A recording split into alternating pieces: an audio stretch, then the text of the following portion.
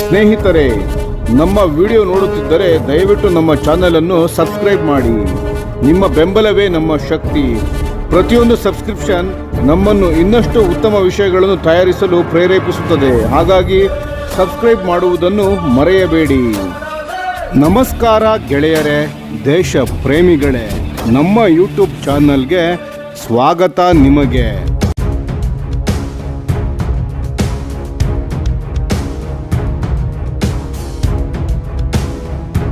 ಭಾರತವು ಯುದ್ಧ ವಿಮಾನ ರಫ್ತಿನಲ್ಲಿ ಪ್ರಮುಖ ದೇಶವಾಗಿ ಹೊರಹೊಮ್ಮುವ ತನ್ನ ಮಹತ್ವಾಕಾಂಕ್ಷೆಗೆ ಇದೀಗ ದೊಡ್ಡ ಉತ್ತೇಜನ ಸಿಕ್ಕಿದೆ.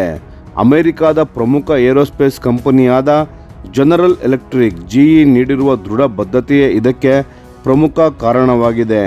ಜಿಇ ಕಂಪನಿ 2026-27 ಹಣಕಾಸು ವರ್ಷದಿಂದ ಪ್ರತಿ ವರ್ಷ 20 F404 IN-20 ಇಂಜಿನ್ಗಳನ್ನು ಪೂರೈಕೆ ಮಾಡಲಿದೆ. ಇದಲ್ಲದೆ ಮೊದಲ ಹಂತವಾಗಿ 5 ಇಂಜಿನ್ಗಳನ್ನು 2026 ಮಾರ್ಚ್ ಅಂತ್ಯದೊಳಗೆ ನೀಡಲಾಗುವುದು ಎಂಬುದು ಖಚಿತವಾಗಿದೆ. ಇದು ಇದುವರೆಗೆ ತೇಜಸ್ MK1A ಯೋಜನೆಗೆ ದೊಡ್ಡ ತಡೆಗೋಡೆಯಾಗಿದ್ದ ಇಂಜಿನ್ ಸರಬರಾಜು ಸಮಸ್ಯೆಯನ್ನು ಬಹುತೇಕ ಪರಿಹರಿಸಿದೆ.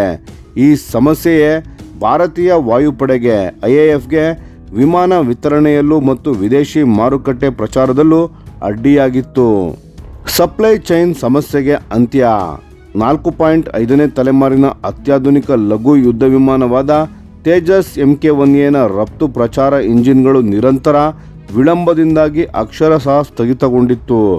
ಈ ವಿಳಂಬಗಳ ಪರಿಣಾಮವಾಗಿ 2021ರಲ್ಲಿ 48,000 ಕೋಟಿ ಮೌಲ್ಯದ ಒಪ್ಪಂದದಡಿ ಭಾರತೀಯ ವಾಯುಪಡೆ ಆರ್ಡರ್ ಮಾಡಿದ 83 ವಿಮಾನಗಳ ಉತ್ಪಾದನೆಯು ಹಿಂದೆ ಬಿದ್ದಿತ್ತು.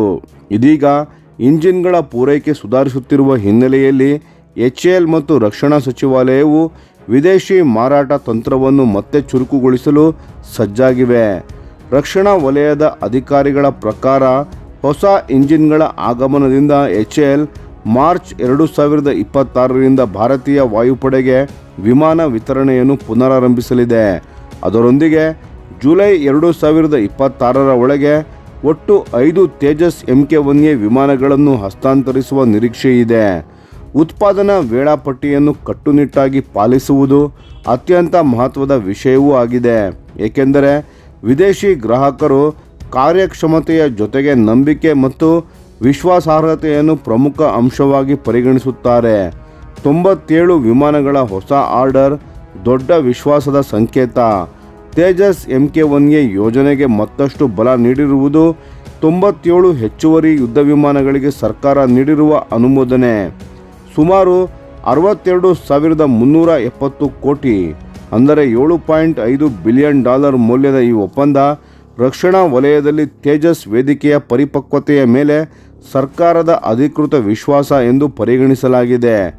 ಈ ಹೊಸ ಬ್ಯಾಚ್ನ ಯುದ್ಧ ವಿಮಾನಗಳಲ್ಲಿ ಹಿಂದಿನ ಮಾದರಿಗಳಿಗಿಂತ ಹೆಚ್ಚು ಸ್ವದೇಶಿ ತಂತ್ರಜ್ಞಾನಗಳನ್ನು ಬಳಸಲಾಗುತ್ತದೆ. ಇಸ್ರೇಲಿ ELM-2052 ರೆಡಾರ್ ಬದಲಾಗಿ ಭಾರತದಲ್ಲೇ ಅಭಿವೃದ್ಧಿಪಡಿಸಿದ ಉತ್ತಮ್ AESC ರೆಡಾರ್ಗಳನ್ನು ಅಳವಡಿಸಲಾಗುತ್ತದೆ. ಇದಲ್ಲದೆ ಸ್ವಯಂ ರಕ್ಷಾ ಕವಚ್ ಎಂಬ ಅತ್ಯಾಧುನಿಕ ಎಲೆಕ್ಟ್ರಾನಿಕ್ ವಾರ್ಫೇರ್ ಸಿಸ್ಟಮ್, ನವೀಕೃತ ಮಿಷನ್ ಕಂಪ್ಯೂಟರ್ಗಳು ಮತ್ತು Astra beyond visual range air to air missile ಸೇರಿದಂತೆ ಸ್ವದೇಶಿ ಆಯುಧಗಳೊಂದಿಗೆ ಸಂಪೂರ್ಣ ಏಕೀಕರಣವು ಇದರಲ್ಲಿ ಇರಲಿದೆ. ಉತ್ಪಾದನೆಯ ಸಾಮರ್ಥ್ಯದ ವಿಸ್ತರಣೆ. ಇಂಜಿನ್ ಸಮಸ್ಯೆ ಪರಿಹಾರವಾದ ನಂತರ HAL ಈಗ ಉತ್ಪಾದನೆಯನ್ನು ವೇಗವಾಗಿ ಹೆಚ್ಚಿಸಲು ಮುಂದಾಗಿದೆ. ಬೆಂಗಳೂರಿನಲ್ಲಿರುವ 2 ಉತ್ಪಾದನಾ ಲೈನ್ಗಳ ಜೊತೆಗೆ ನಾಸಿಕ್ನಲ್ಲಿಯೂ 3ನೇ ಉತ್ಪಾದನೆಯ ಲೈನನ್ನು HAL ಕಾರ್ಯಾರಂಭ ಮಾಡಿದೆ. ಜಿಇ ಕಂಪನಿ 2027-28 ಹಣಕಾಸು ವರ್ಷದಿಂದ ವರ್ಷಕ್ಕೆ 24 ಯುದ್ಧ ವಿಮಾನಗಳ ಇಂಜಿನ್ಗಳನ್ನು ಪೂರೈಸಲು ಯೋಜಿಸಿರುವುದರಿಂದ HAL ಕೂಡ ತನ್ನ ಉತ್ಪಾದನೆಯನ್ನು ಅದಕ್ಕೆ ತಕ್ಕಂತೆ ಹೆಚ್ಚಿಸಲು ಉದ್ದೇಶಿಸಿದೆ. ಇದು ತಂತ್ರಾತ್ಮಕವಾಗಿ ಬಹಳ ಮಹತ್ವದ ವಿಷಯವಾಗಿದೆ. ಏಕೆಂದರೆ ಇದರಿಂದ ಭಾರತೀಯ ವಾಯುಪಡೆಗೆ ನೀಡಬೇಕಾದ ಯುದ್ಧ ವಿಮಾನಗಳ ವೇಳಾಪಟ್ಟಿಗೆ ಧಕ್ಕೆಯಾಗದೆ ರಫ್ತು ಆರ್ಡರ್ಗಳಿಗೂ ಪ್ರತ್ಯೇಕ ಉತ್ಪಾದನಾ ಸ್ಲಾಟ್ಗಳನ್ನು ಮೀಸಲಿಡಲು ಸಾಧ್ಯವಾಗುತ್ತದೆ. ಜಾಗತಿಕ ಮಾರುಕಟ್ಟೆಯ ಗುರಿ. ಉತ್ಪಾದನೆಯಲ್ಲಿ ಸ್ಥಿರತೆ ಬಂದಿರುವುದರಿಂದ ಭಾರತ ಈಗ ದಕ್ಷಿಣ ಪೂರ್ವ ಏಷ್ಯಾ, ಆಫ್ರಿಕಾ ಮತ್ತು ಲ್ಯಾಟಿನ್ ಅಮೆರಿಕ ದೇಶಗಳನ್ನು ಗುರಿಯಾಗಿಸಿಕೊಂಡಿದೆ. ಈ ಪ್ರದೇಶಗಳ ಅನೇಕ ವಾಯುಪಡೆಗಳು ಹಳೆಯ MiG-21, ನಾರ್ಥ್ರಾಪ್ F-5 ಮತ್ತು ಚೀನಾದ F-7 ಯುದ್ಧ ವಿಮಾನಗಳನ್ನು ನಿವೃತ್ತಿಗೊಳಿಸಲು ಯೋಚನೆ ಮಾಡುತ್ತಿವೆ. ಅಂತಹ ಸಂದರ್ಭದಲ್ಲೇ ತೇಜಸ್ Mk-1A ಒಂದು ಆಧುನಿಕ ಹಾಗೂ ಕಡಿಮೆ ವೆಚ್ಚದ ಆದರೆ ಬಹಳ ಶಕ್ತಿಶಾಲಿ ಪರ್ಯಾಯವಾಗಿ ಕಾಣಿಸುತ್ತಿದೆ.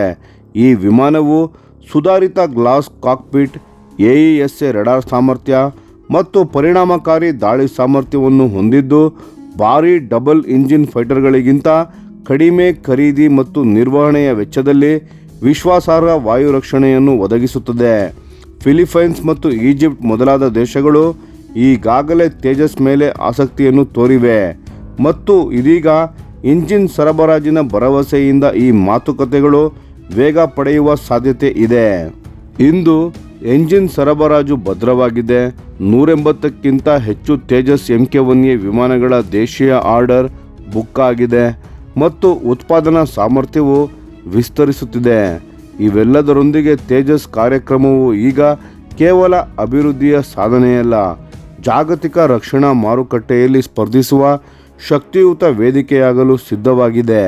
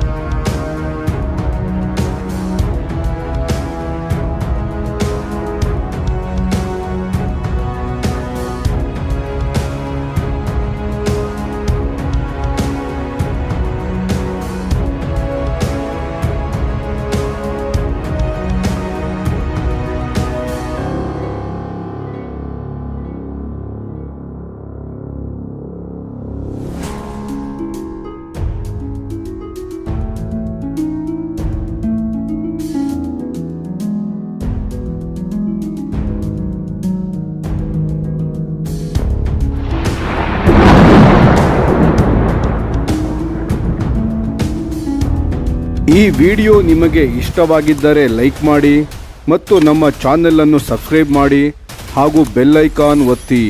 ಯಾವ ಅಪ್ಡೇಟ್ಗೂ ಮಿಸ್ ಆಗಬೇಡಿ. ಡಿಫೆನ್ಸ್ ಸುದ್ದಿಗಳನ್ನು ತ್ವರಿತವಾಗಿ ಪಡೆಯಿರಿ. ನಿಮ್ಮ ಬೆಂಬಲವೇ ನಮ್ಮ ಶಕ್ತಿ. ಭಾರತ ಬಲಿಷ್ಠವಾಗಲಿ ಎಂದು ಆಶಿಸುತ್ತಾ ಭಾರತ ಮಾತೆಗೆ ಜೈ. ಧನ್ಯವಾದಗಳು.